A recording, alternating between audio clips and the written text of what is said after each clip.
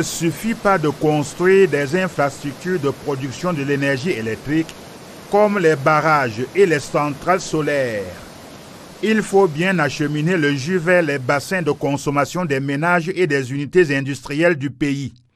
Le président Paul Biya l'a tellement bien compris qu'il créait en 2015 la Société nationale de transport de l'électricité, en abrégé Sonatrel,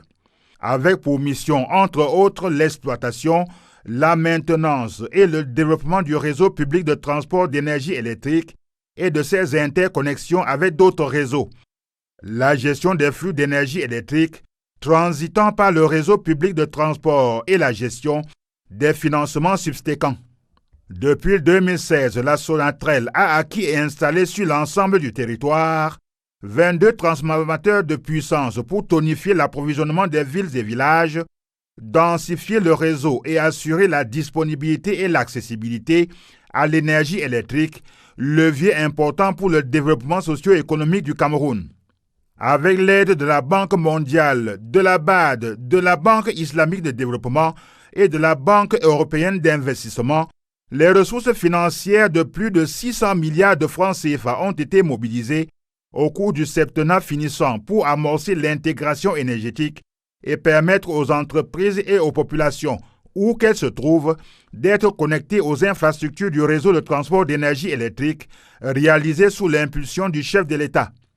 C'est dans ce registre que des lignes haute tension de 400, 225 et 90 kV, nouvellement construites dans les 10 régions du Cameroun, acheminent vers les pôles de consommation l'énergie produite à partir des barrages hydroélectriques de Naktigal, Meunveleu et bientôt Kikode-Pagnanon dans la région du littoral.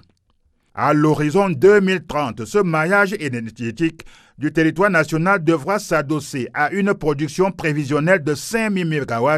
selon la SND 30, si tous les projets contenus dans le mix énergétique voient le jour.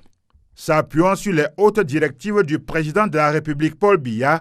le directeur général de la Société nationale de transport de l'électricité, Victor Mbemi Nyanga, et les partenaires travaillent à la création d'un seul réseau national d'électricité qui mette toute la capacité installée du Cameroun à la disposition des ménages et des unités de production industrielle, et placer le Cameroun dans la posture d'exportateur de l'énergie dans la sous-région Afrique centrale. Toutefois, les récentes descentes du top management de la Sonatrel sur le terrain ont révélé que la consommation affichée sur les tableaux de bord de certains postes indique un niveau d'absorption d'énergie inférieur à la capacité des transformateurs de puissance installés. Pour cela, la Sonatrel a toujours appelé les entreprises à forte demande d'énergie à se rapprocher d'elle et à négocier des contrats de fourniture d'énergie sécurisés, et la société Eneo, concessionnaire du service public de l'électricité, a intensifié la construction des lignes de distribution pour permettre aux populations de jouir des avantages des ressources investies par le président Paul Biya dans le développement des autoroutes de l'électricité au Cameroun.